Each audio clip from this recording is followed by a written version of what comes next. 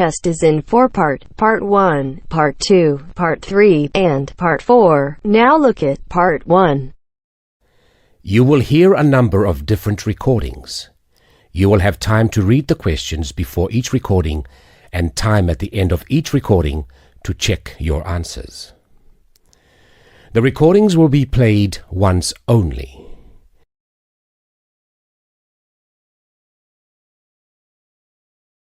Part 1. You will hear a conversation between a customer and a receptionist at a car rental agency. First, you have some time to look at questions 1 to 5.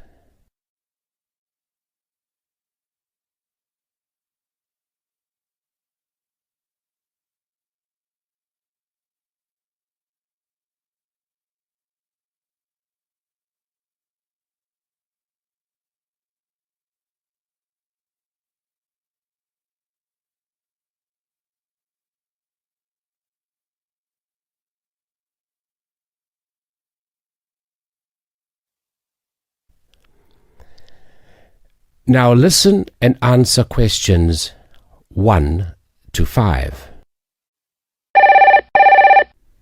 Good morning. How can I help you?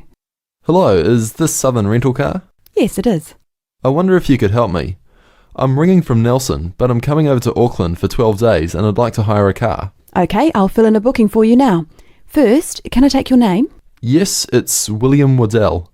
Sorry, could you spell your surname? Yes, it's Waddell. Thanks. Now, can I have an address and phone number? Sure. I live at 10 Robin Place. That's Robyn Place. And that's Nelson, isn't it? That's right. Do you want my home number or my mobile? Home number will be fine. Okay, it's 07263 8666. Great. Now, can I also have a credit card number? Do I have to pay by credit card? Well, we need a credit card number as a guarantee. It's a standard policy for car rentals. Okay, well, I'll pay by Visa then. The card number is 4550-1392-8309-3221. And the expiry date? Sorry? Your card, when does it expire? Oh, next July. Right. Now, how long did you want the car for? 12 days, did you say? No, I only need a car for 10 days, from the 2nd to the 11th of next month.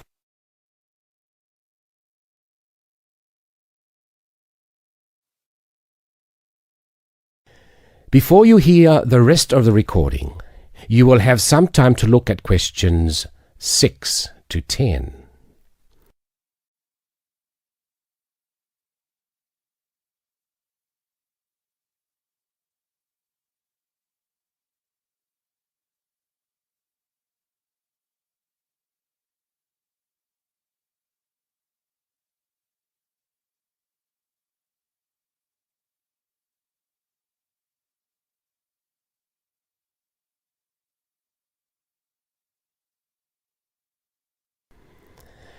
Now listen and answer questions 6 to 10. Now, what type of car are you looking to hire? Well, I'm not too worried about the model of the car, but I understand that you have rental cars from just $25 a day. Is that correct? We do sometimes have the $25 deals, but only in the low season. For the period you're looking at, the cheapest we have is $35. However, that price includes unlimited kilometres. Sorry, did you say unlimited kilometres? What does that mean exactly? That means that no matter how far you go, the cost is the same. Some companies charge for rental and then charge again for every kilometre you actually drive. Well, I am going to be travelling quite long distances. I'm visiting relatives and they live quite far apart from each other. So unlimited kilometres are probably a good idea. If you're travelling long distances, you would be better off with an automatic. Changing gears in a manual can make it more expensive on petrol. Okay, I'll take the automatic then. Right. So that's an automatic car for 10 days from the 2nd to the 11th. That's all booked. Is there anything else I can help you with? No, that's fine. Oh, sorry, what do I need to bring with me when I pick up the car? All you need is your driving licence. Right. Well, thanks very much. Bye. That is the end of Part 1. You now have half a minute to check your answers.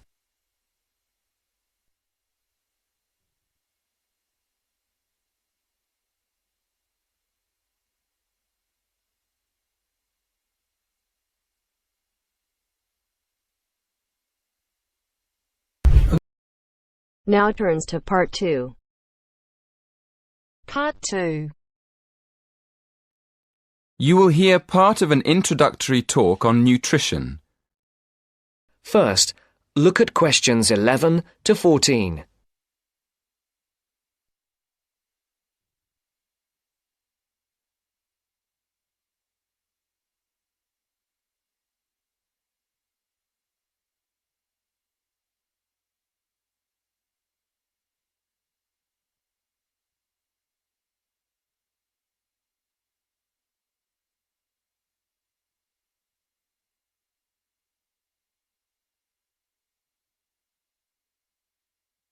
Listen carefully.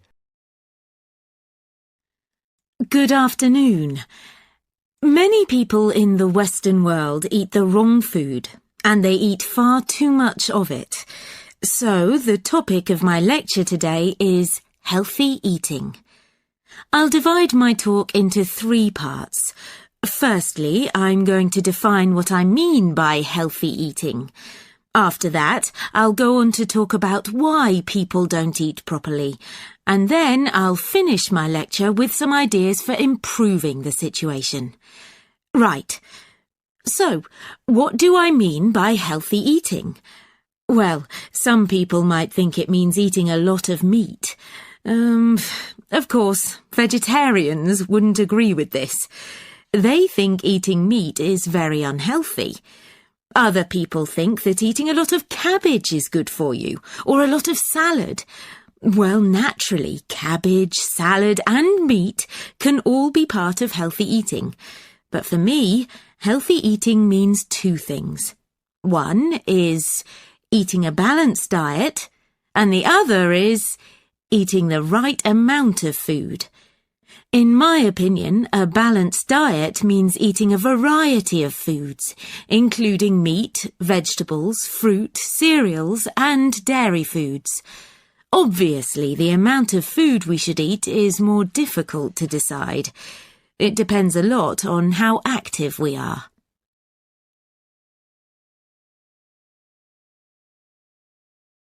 Before the broadcast continues, look at questions 15 to 20.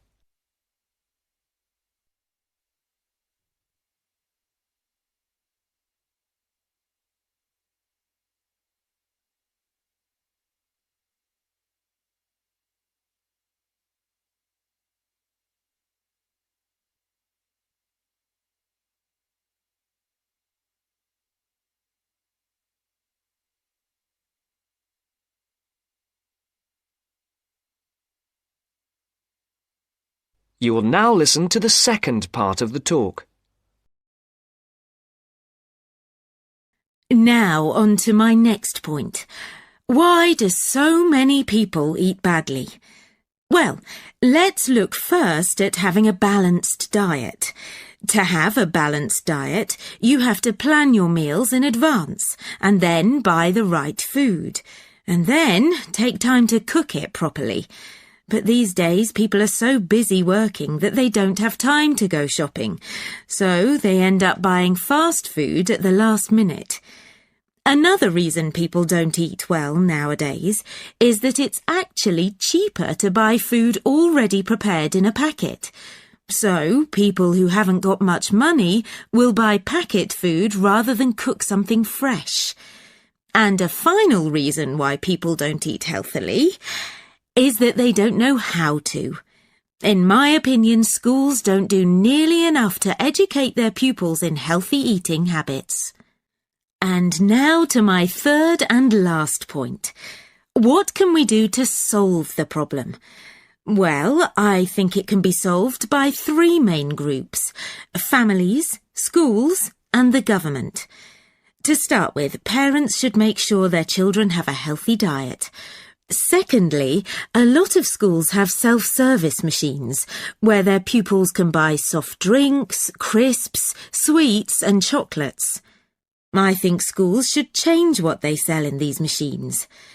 Another thing schools can do is make sure that the food they serve in their canteens is fresh and well balanced. And to finish, I'll briefly mention two of the measures I think the government should take to encourage healthy eating. One is to limit advertising unhealthy food, and the other is to spend more money on educating the public about the benefits of a healthy diet. In my next lecture, I'll go into more detail about them. That is the end of part 2. You now have half a minute to check your answers.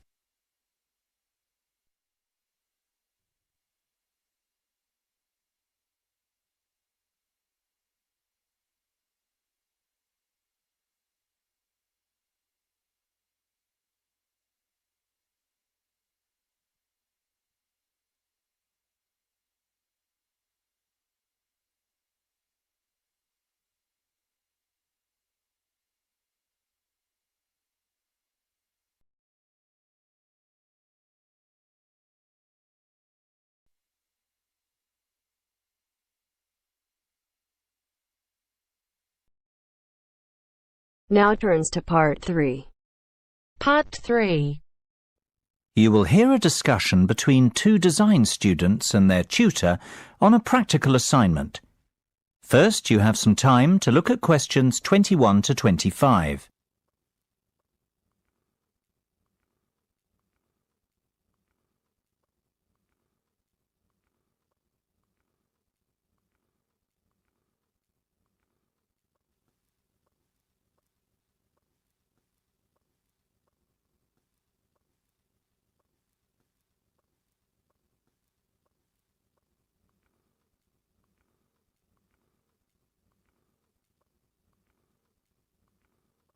Now listen carefully and answer questions 21 to 25. So, have you chosen a product yet? I think so. We'd like to build a gyroscopic exercise aid. Sounds interesting. Tell me more. Well, we did some research and were amazed to discover the sheer range of applications for gyroscopic technology. Gyroscopes are used in laser and optical devices and can be found in many consumer appliances too. Right. Tell me about this product specifically, though. The aim of the assignment is to create something practical, functional and beneficial for consumers. Justify your decision.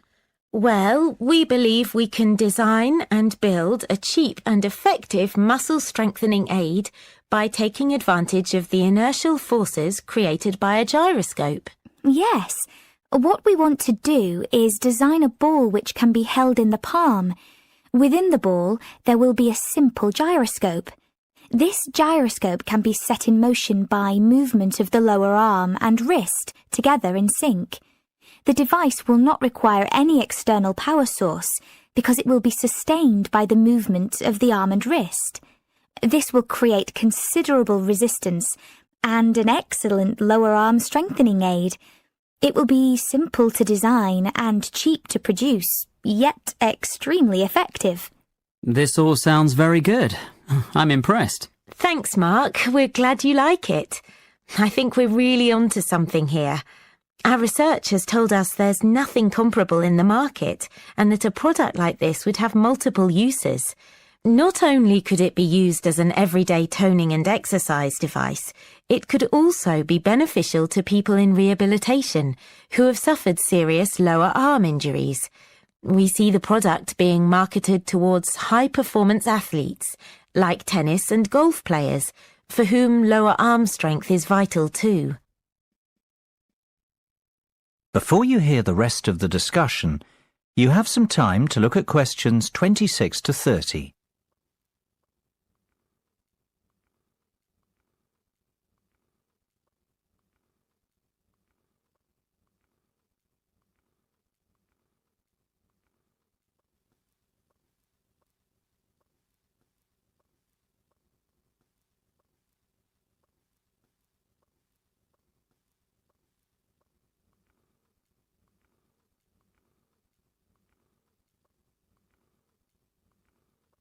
Now listen and answer questions 26 to 30.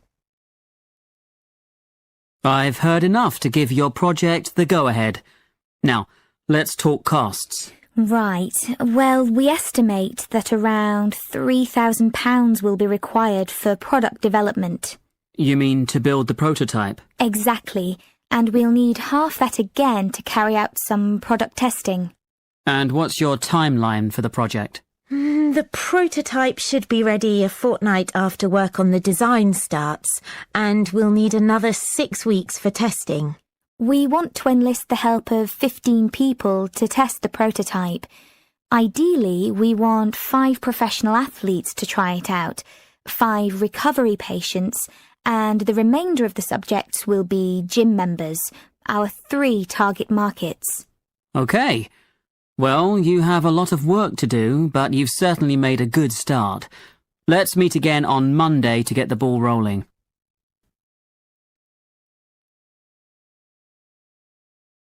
That is the end of part 3. You now have half a minute to check your answers.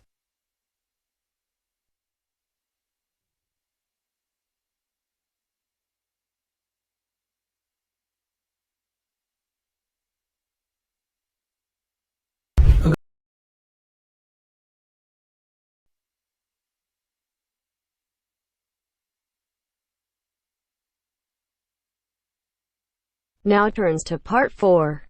Part 4. You are going to hear a talk about the tall ships race in Britain.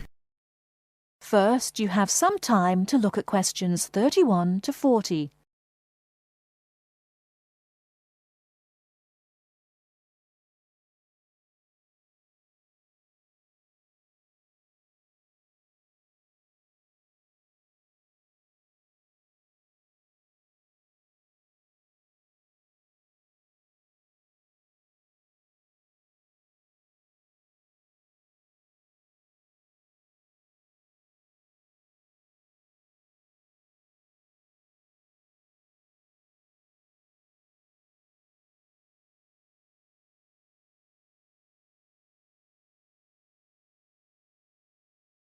Now listen carefully and answer questions 31 to 40. In July 1956, a fleet of 21 sailing ships from 11 countries raced each other from Torbay in Devon to Lisbon. The ships had been converted from cargo carrying to sail training ships. However, their future seemed uncertain, and the purpose of the gathering was to mark the passing of the age of the sail. What happened instead was that the sailing ships refused to say goodbye, and 2 years later they raced again, and the fleet was even larger. It was then that the title The Tall Ships was given to them, and the name remains today. The original organisers, the Sail Training Ship International Race Committee, now called the Sail Training Association, saw that a new international movement had begun, adventure training under sail. As race succeeded race, it became clear that the events had more to do with bringing adventure and widening the horizons of young people than of commemorating the passing of sail. Now, sail training ships began to be specially built, and young people from all walks of life wanted to participate. Now, to compete, a vessel has to satisfy just 3 requirements. It has to have a minimum waterline length of 9.09 metres. Half its crew must be between the ages of 16 and 25, and its principal means of propulsion must be a sail. Since 1972, the race has been sponsored by Cutty Sark Scots Whisky, and it has started to attract huge crowds of spectators.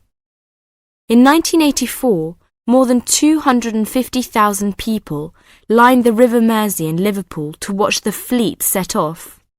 And in 1986, 2 million spectators joined Her Majesty Queen Elizabeth at Newcastle upon Tyne to watch the parade.